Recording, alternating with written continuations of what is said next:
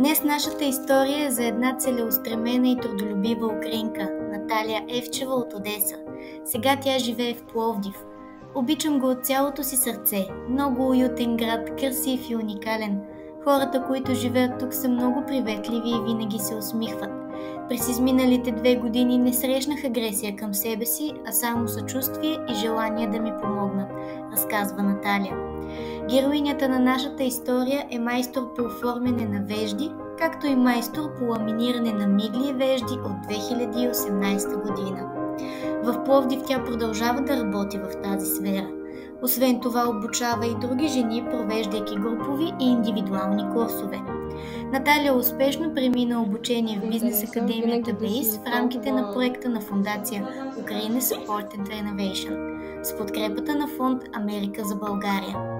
Тя влезе в четворката на победителите със своето виждане за съвременно училище за майстори по оформяне на вежди и майстори по ламиниране на мигли. Накрая бихме искали да пожелаем на нашата борбена сънародничка още успехи и нови постижения.